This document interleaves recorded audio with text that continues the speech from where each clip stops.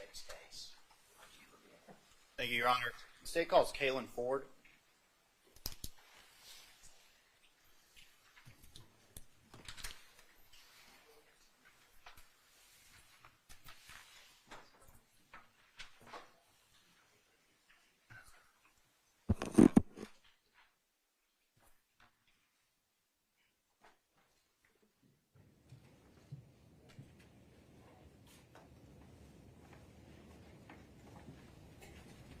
Please stop at the end of the bench.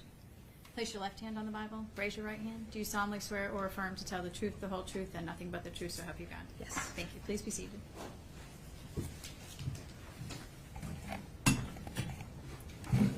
Okay, thank you. Please state your name for the record. Kaelyn Ford. Ms. Ford, good morning. Good morning. Could you tell the jury where you currently are employed? I work at Albuquerque Police Department. And what do you do for them? I'm a crime scene specialist. Okay. And how long have you been doing that for the Albuquerque Police Department? About 2 years. All right. Where were you working in 2021? Here at Greenville County Forensics And what specific role? as a forensic technician.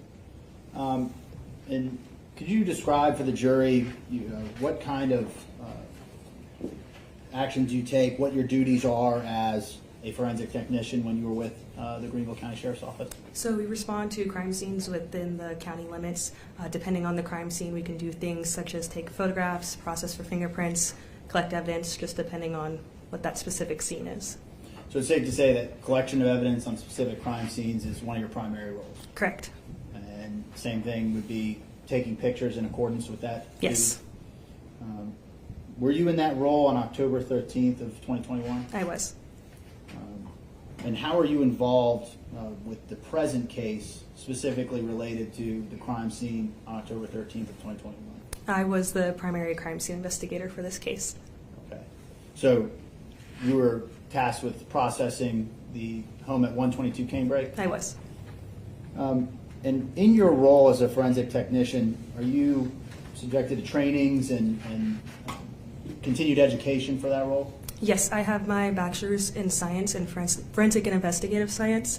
In the past, I've held certifications in bloodstain pattern analysis and fingerprint analysis, and I am currently part of a specialized unit called the Major Crime Scene Team in Albuquerque that responds to all homicides and officer-involved incidents. Approximately how many crime scenes do you process in a given year? I would say over 400. Okay. So can you describe for this jury, specifically related to October 13th of 2021, what your process was on arriving at 122 Canebrake and steps you took with your specific role? So when I arrived on scene, I met with officers and detectives on scene just to get a brief run through of what was going on. After that point, myself and officers did an initial walkthrough of the scene just to see the layout of the house and where things were located. So when you were doing the layout of the house and going through there, did you take photographs of the outside of the house? Yes, And if I showed those to you, would you recognize them? I would. Let's show defense counsel what is State's Exhibit 69 through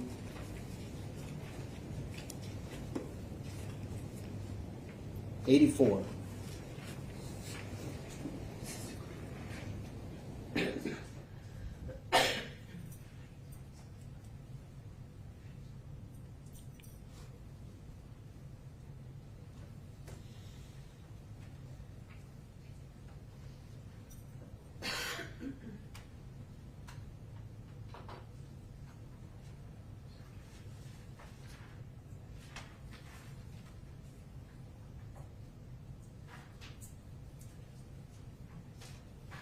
First witness was 69 through 84. Could you take your time, review those, and let me know if those are the pictures that you took of the outside of the Canebrake home? Yes, these are the photographs that I took of the exterior. So that was what the Canebrake home looked like when you arrived on the scene October 13th of 2021? Yes. Your Honor, at this time, the State would move into evidence State's Exhibit 69 through 84. Counsel? No objection, Your Honor. All right. 69 through 84 comes in. Ms. Ford, I'm going to go through these with you.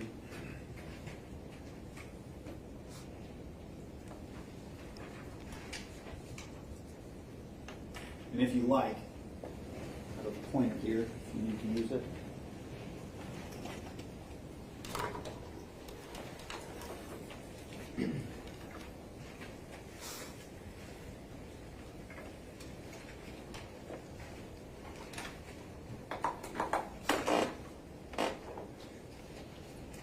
Starting with State's Exhibit 69.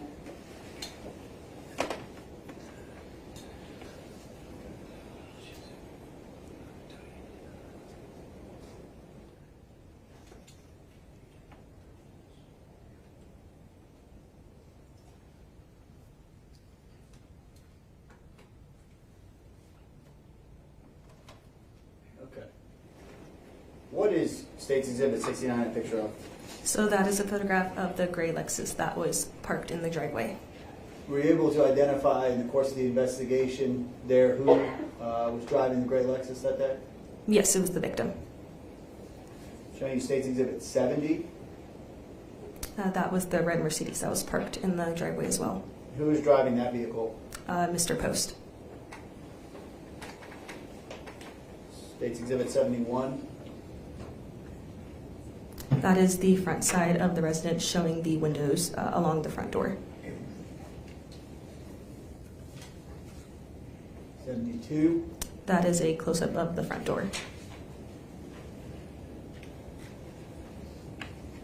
73.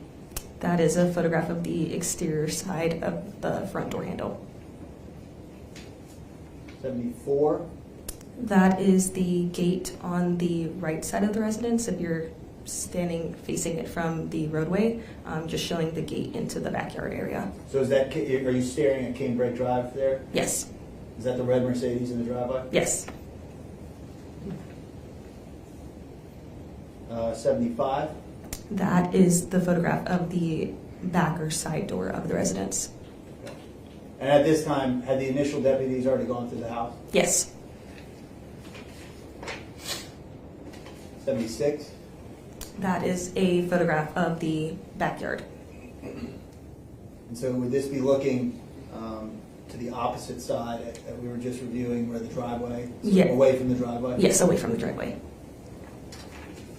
77. That is a photograph if you were standing at that gate that we just viewed, looking at the end of the the end of the backyard. 78. That is just showing a close-up of the creek and what you can see from the backyard. Okay. We're going to go to State's Exhibit 80. That is the gate on the opposite side of the house, leading into the backyard. So that's looking into the backyard. Yes. 81. That is just showing another close-up of the backyard along with the second-story porch. 82. That is a photograph of the nook that is underneath the second-story porch in the back side of the house. Now you called it a nook. Yes. If I'm standing on Canebrake Drive, can I see somebody under there? No, you cannot. And if I'm standing, let me go back to State's Exhibit 78. In the backyard there, what was the collection of houses like, I'll say, with relation to the backyard of the house? It was Or how close in proximity were other neighbors? They weren't that close. They were separated by both of their own backyards, including that woodsy area and a creek. Go to State's Exhibit 83. So that's just another close-up of that nook area. State's Exhibit 84. And now we've moved out into the front yard, and that's just showing a broader photograph of that gate on the left side of the house. So from where you're standing there, taking State's Exhibit 84, could you see into that nook there that we were just reviewing? No, you cannot.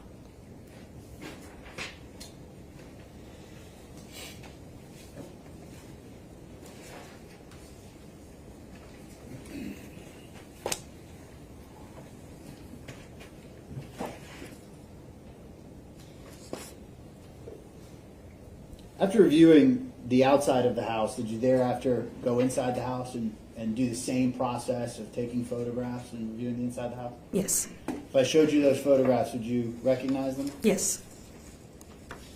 I'm going to show defense counsel what is State's Exhibit 40, let me get this right, 30.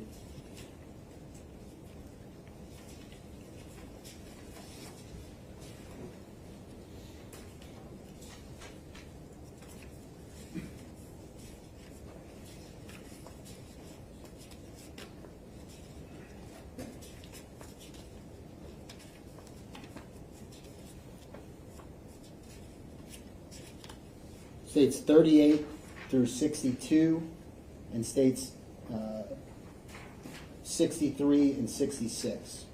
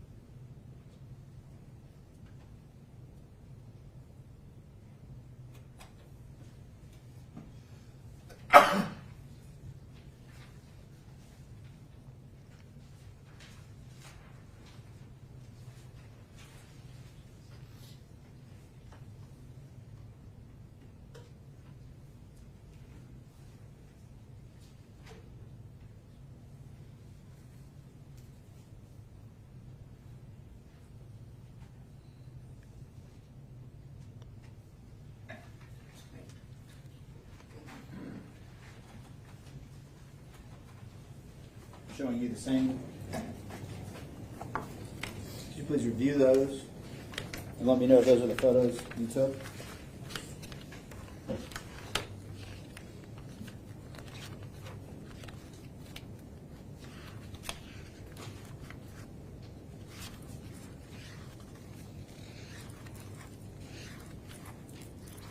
Yes, these are the photographs that I took.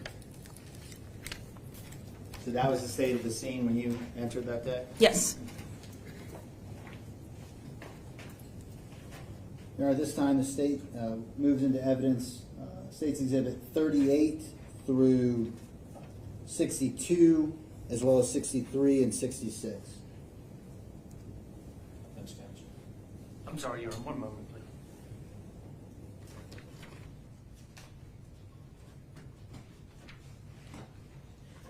Your Honor, just subject to our objections that we discussed earlier and the reasons behind so on Exhibits 63 and 66, no other objection. Okay, and you're protected on the record. So 38 through 62 comes into evidence as well as 63 Same thing, Ford. I'm going to go through these with you one by one and walk through the house with you. Showing you State's Exhibit 40. So that is a photograph of the interior side of the front door, which is in a room that I referred to in my report as the front sitting room. The city. Yes. Exhibit 38. That is a close-up of the door handle to that front door, showing that it was in the locked position. Exhibit 39. So this is a photograph of the interior of that front sitting room, where you can see the victim and you can see some apparent drag marks as well.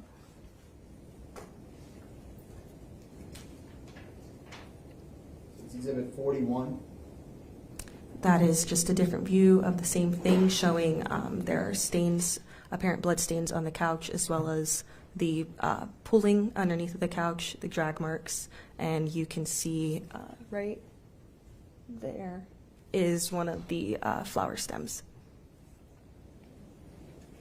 So you noted, you said drag marks. Yes. In this photo. Could you explain that a little bit more, how you derived that based on the pattern of the blood that is displayed in this photo? So yes, as I referred to earlier, there's a pool of blood right there underneath of the couch. From that pool of blood, that blood being on the victim's clothing, when she was moved from that original location, it created the drag marks that you can see there on the floor. And then on top of these drag marks right here are what we refer to as drip stains. That just means that an object or person or thing that had blood on it, that blood volume dripped on top of those drag marks. When you said you identified some flowers or flower stems in this photograph, could you show me specifically where they are? Is this what you're referring to right here? Yes. Okay.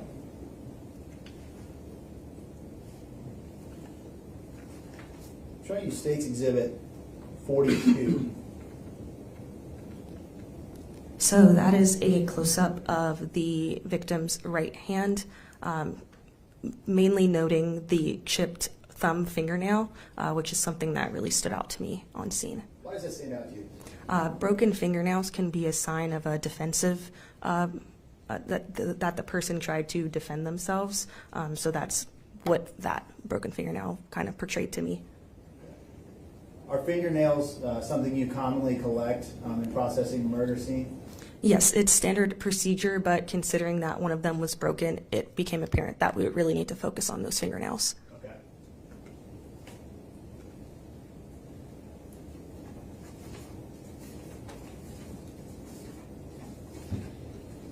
Showing you State's Exhibit 49.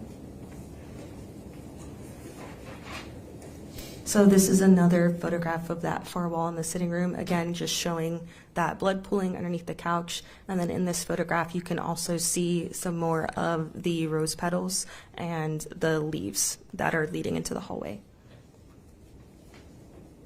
Were you able to find the victim's phone at the scene? Yes, the victim's phone, it's kind of hard to see, but it is right there in that blood pool. Right here? Yes. Were you able to collect it? Yes, it was collected. Who did you subsequently give it to? I gave it to Investigator Starkman. Okay.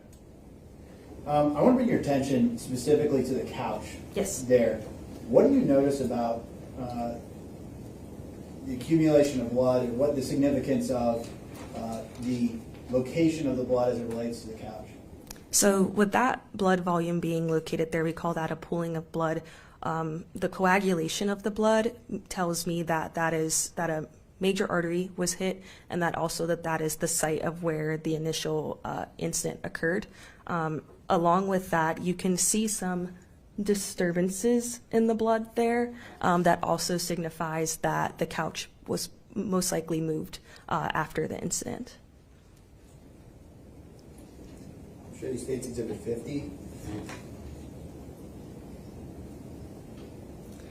So this is a close-up of that couch and coffee table area, showing the flower stems that were partially located underneath of that orange pillow and underneath the table. And it is also showing additional blood spatter that was caused. The location of that blood spatter, since it goes under the table, and the size and shape of those blood stains showed me that the table was also moved back into place after the incident. Is that the victim's phone there in the bottom corner? Yes. Let me show you State's Exhibit 46. So this is a close-up of those rose petals and leaves that are leading from the doorway to the sitting room from the hallway of the house. State's Exhibit 45. So that is the view of the sitting room from the hallway, just again showing those rose petals and leaves. So that's the hallway looking towards the front door? Yes. State's Exhibit 43. So this is a photograph of the hallway while standing in the living room, just showing how some of those flower petals go into the hallway, and also the discarded pair of sunglasses that was located in the hallway as well.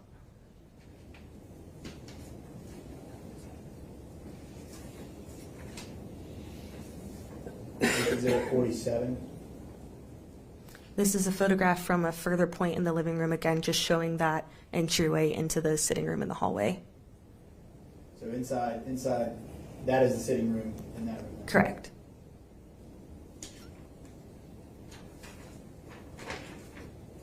I'll show you State's Exhibit 51. So this is a photograph from on top of that console table sitting in the sitting room where the victim's purse had been located, and it's just showing that some of the rose petals and stems had made it onto that table.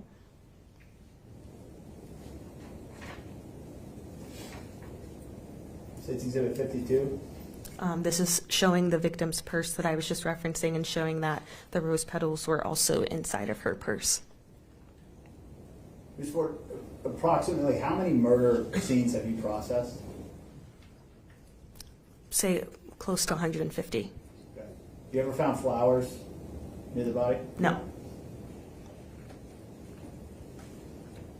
And I'm just going to go back really quick to 52. To the location of these flowers, were there some found inside her purse? Yes. And inside the items on top of the table? Yes. State's Exhibit 53. So that's just another vantage point from the sitting room of all of the rose petals and the leaves that were located in that doorway. I'll show you State's Exhibit 54. So that is a blood stain that was located on the wall by the curtains on that front wall of the sitting room. Were the curtains opened or closed? The curtains were closed. 55. So that is a close-up just with scale of that blood stain. That blood stain to me appears to be what we refer to as a transfer stain, meaning that an object or thing with blood on it touched a surface that did not have blood on it. 56. That is a close-up of one of the gray sitting chairs next to that window on the front side of the sitting room, just showing the blood drops that had gotten into the surface of that chair. 57. This shows those blood drips that I was referring to earlier near that gray chair. The reason that those are so significant is because they are farther away from that initial pooling that we saw underneath the couch. So what that means is that the shape of those blood drops tells me they're about 80 to 90 degrees, which means that an object with blood on it was directly over that area of the floor when that blood drop was created. 58. Where is this in that room? That is over by the wall where those curtains and windows are located.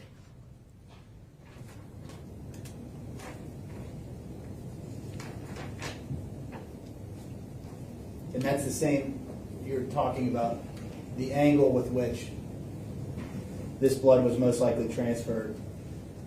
That's different than what you were saying the drag marks were in the earlier exhibits? Yes, drip stains are created by a blood drop just falling in motion from gravity, kind of if you had a nosebleed and the blood was just falling out of your nose. Because that area of the living room was so far away from the initial blood pool, that was not caused from the incident. It was most likely caused, again, like I said, from an object or a thing. Please, the court, I would object to the opinion testimony that's being offered. I mean, this witness has not been offered as an expert, nor do crime scene techs get offered as or qualified as experts. The pictures all speak for themselves, so I would object to opinion testimony being offered. Gotcha. She's testified to her experience in processing hundreds of these scenes and the training she's had. While this is not being offered as expert testimony, she's speaking to her rationally based perception of the angle that these blood droplets came from. As to Mr. Moyer's concern, it's right for cross-examination if he wants to offer a contrary opinion or pry into why she derives her opinion, but she's simply speaking to her experience. I'm going to overrule your objection. It's noted. So as I was saying, those blood drops were most likely created from an object or a thing that was in that area. I'll show you State's Exhibit 60. So that is showing a clump of hair suspected to be the victim's that was found in an area of blood in the sitting room. Is that area of blood what you described as the drag marks? Yes.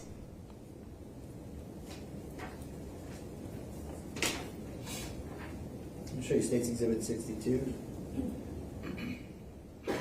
So that is a blood stain that was located on that interior side of the front door. That is, once again, what we refer to as a transfer stain, meaning that an object that had blood on it touched a surface that did not. Finally, State's Exhibit 66. So this is a photograph of that front sitting room again, where you can see the victim that's located at the end of that drag trail, and additionally another smaller pool of blood, just signifying that wounds were still bleeding at that time.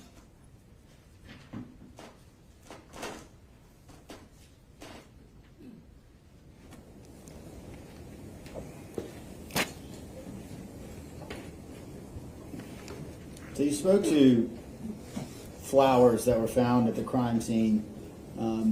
Did you collect those and identify those? I did. If I showed you pictures of those, would you recognize them? Yes.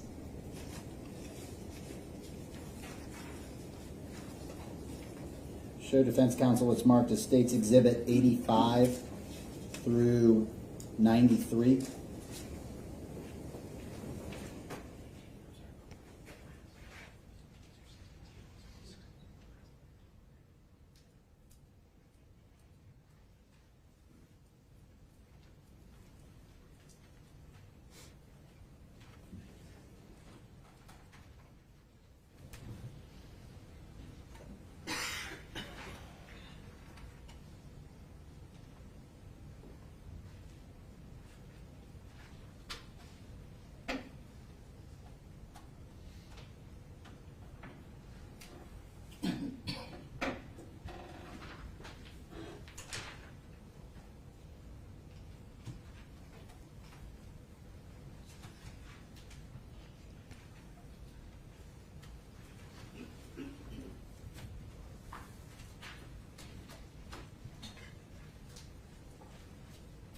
Showing you what is State's Exhibit 85 through 93.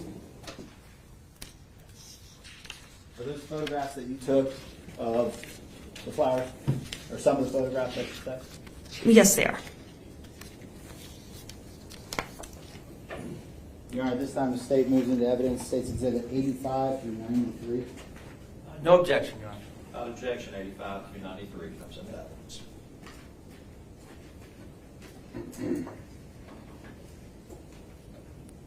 I'll show you State's Exhibit 86.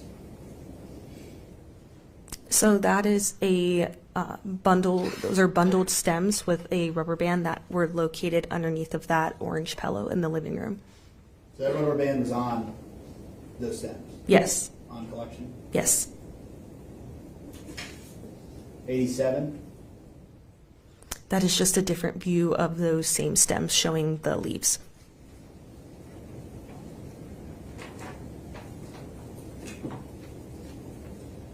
'89? So that is a close-up of one of the flowers that was found on the sitting room floor. You said wildflower. Yes, it is a wildflower. That's Correct. not a rose? No. State's Exhibit 90? That is just a close-up of that same wildflower, just showing the coloring on it. I'm going to expand on that a little bit. I'm going to show you State's Exhibit 93. Are those the same stem? No. So the stem on the right is not a rose? No, it's a wildflower. State's Exhibit 90. Just another close-up of that wildflower.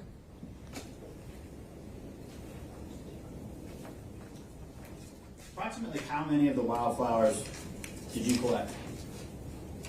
I'm not sure. 6, say several? Yes.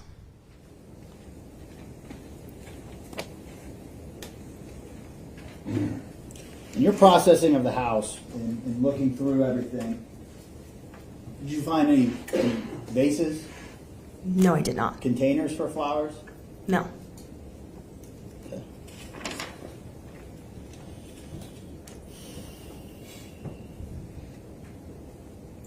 And in processing that house, I assume, did you take several collections for potentially DNA testing or blood testing? Yes. What about fingerprint lifting? Yes. Now, if someone's wearing gloves, do they leave fingerprints? No.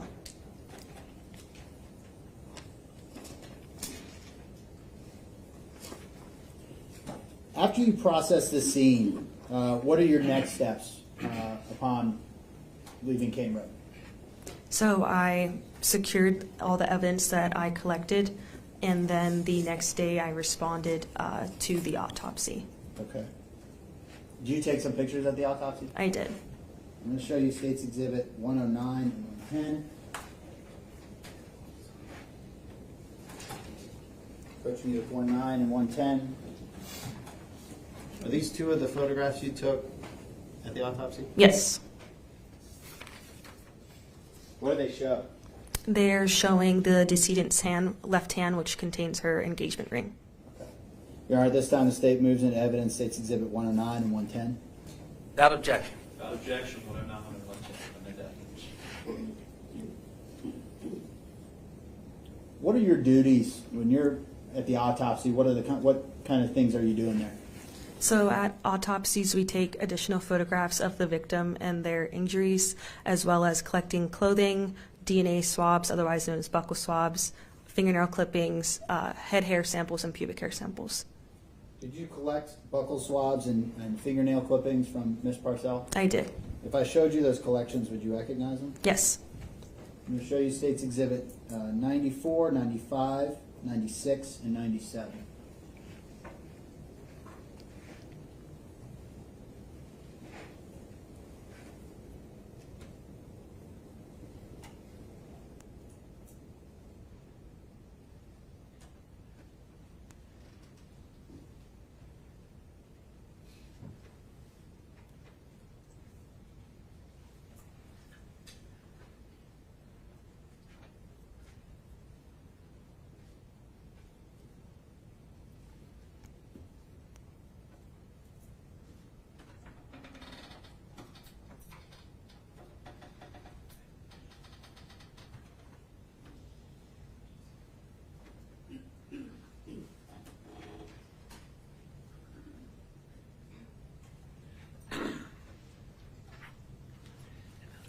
Showing you 94, 95, 96, and 97. Starting with 94. What is 94? 94 is the fingernail clippings from the victim's right hand. And could you describe for the jury, when you're taking these fingernail clippings at an autopsy, what is that process like? So we have a sterile set of nail clippers that we remove from the packaging. We then place a piece of paper towel underneath of the victim's hands. I use those fingernail clippers to clip the clippings from her left hand, and then I do the same process with a different paper towel from her right hand. Those are packaged individually, and then the fingernail clippers are packaged and submitted as well. And is that what you did here? Yes. With both her right and her left hand with respect to 94 and 95? Yes. What about 96 and 97? What are those? So these are the buccal swabs that I collected from the victim at the autopsy. I know we've had some testimony to that effect, but what exactly did you do there to collect those? So we take a sterile cotton swab and we swab the inside of the person's cheek to collect those cheek cells and get DNA from them. And you collected 2 of those? I did. All right, at this time, the state moves into evidence. State's Exhibit 94 through 97. No, I object to the introduction at this time, in that the chain of custody has not been established. These are fungible items, so it would not be proper until the chain is established. Will you be putting them in later to another witness? We'll have testimony through another witness, but she is the collector of these items. Well, and until that time, they'll just remain armed. Understood. Put them in.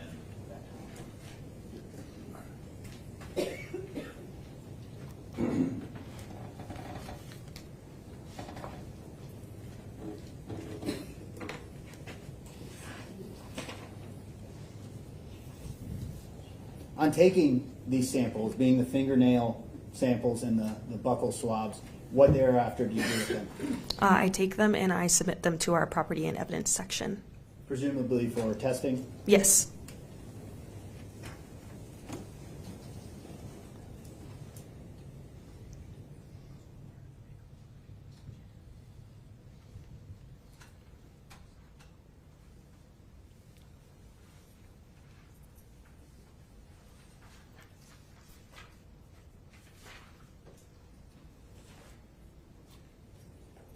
Your Honor, I have no further questions for this witness at this time. Any cross-examination?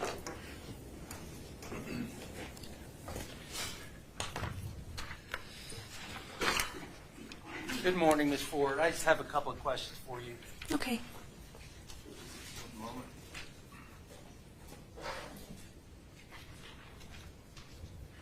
moment. Just about those flowers that were talked about quite a bit during your testimony. First off, the ones that you testified are not roses. Was any determination made as to what particular species of flowers, what kind of flowers they were? Just wildflowers. When you say wildflowers, what exactly do you mean by that? Things that you could just find in someone's yard. Okay. Just wildly grown in a field. Okay, and that's just based on your training, or is that based on just your experience of just knowing about flowers? Just experience about flowers, yeah. Okay, and the way they were positioned in the house, they were just kind of randomly scattered throughout the house, right? They were scattered, yes. Yes, I mean, they weren't in any kind of arrangement or pattern or anything like that. Yep, they were just scattered. Okay, one moment.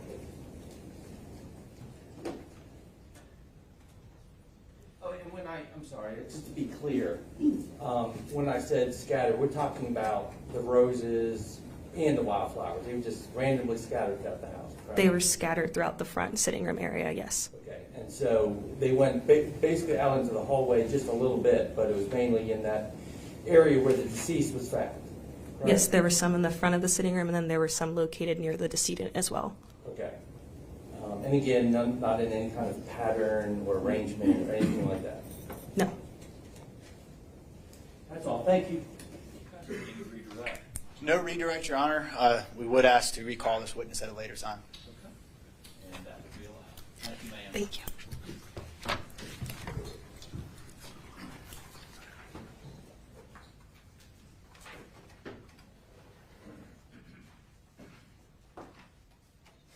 Next witness. Thank you, Your Honor. The state calls Eric Turner.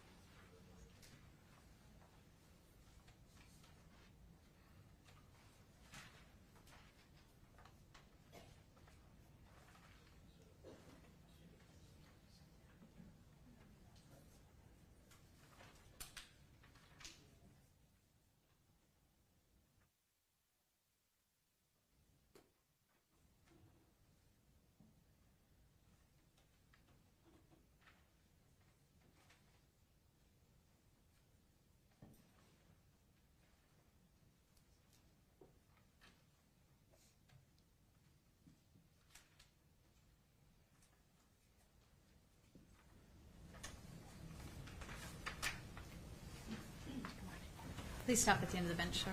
Please place your left hand on the Bible. Raise your right hand. Do you solemnly swear or affirm to tell the truth, the whole truth, and nothing but the truth, so help you God? Yes, ma'am. Thank you. Please be seated.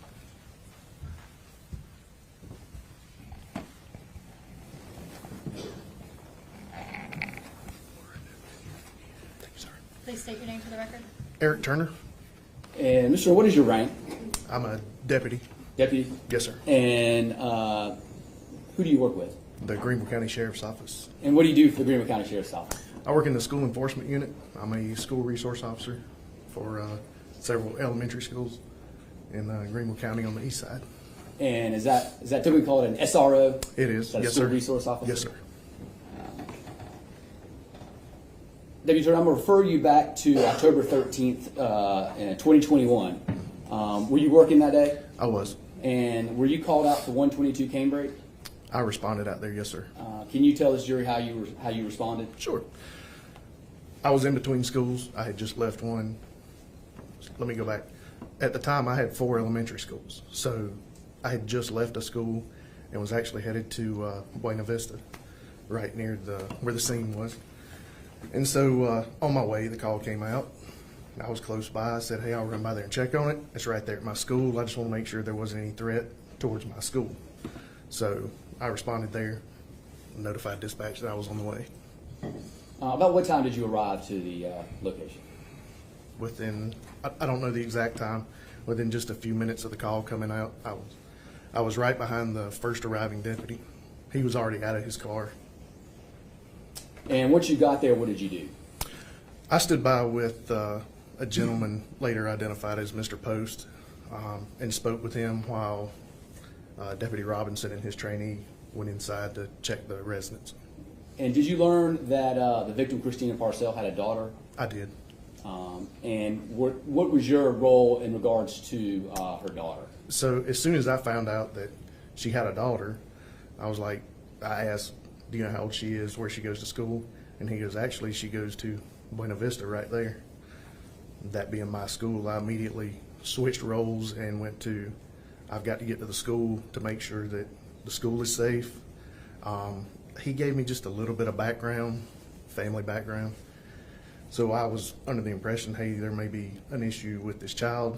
So I stood by for just a few more minutes, and then I left and went to the school to make sure that everything was okay. Prior to me leaving, I actually called our front office at the school and asked, was this student there? And she said, yes, she's here. I said, do not let her leave with anybody.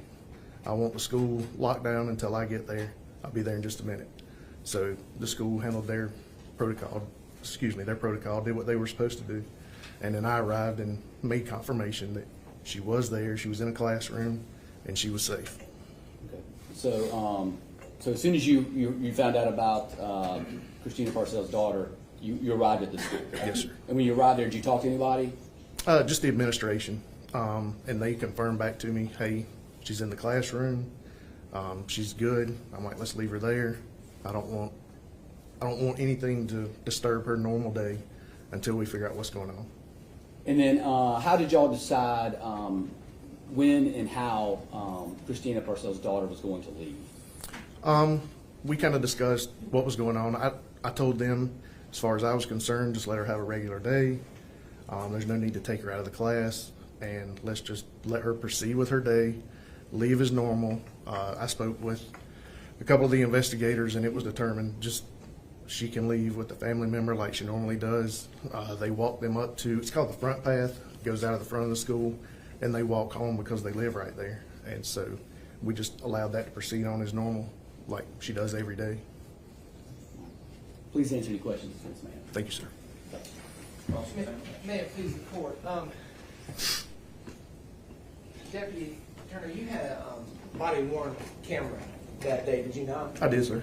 And did you take steps to record some of the activities that you engaged in or around canebrake on that afternoon? I did. As soon as I got out of the car, I believe, shortly after getting out, it was on.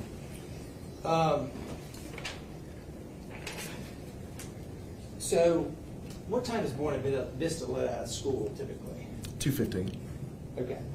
And so, maybe it's a silly question, but on that day when school was let out, Ida would be coming home, is that right? Yes, sir. And being a school resource officer, you're familiar with issues related to children's attendance at school, is that correct? It's really none of my business. If the attendance clerk brings it up, I may do something about it. But Deputy Turner, if a student at Buena Vista, let's say she didn't want to go home,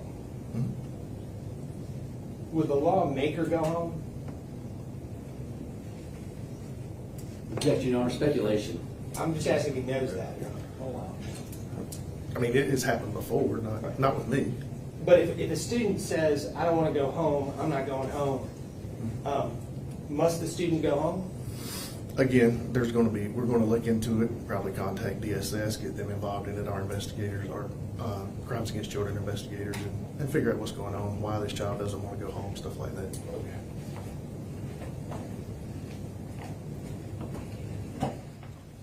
Nothing further, Your Honor. Okay, any redirect? No redirect, Your Honor. It's now a good time to take a little break. The next witness is going to be quite lengthy, Your Honor. Okay, thank you. You may step down, sir. Thank you, sir. Okay, ladies and gentlemen, we're going to take a morning break. Again, no discussion about this case amongst yourselves or anyone. And again, thank you for your service. Enjoy your break.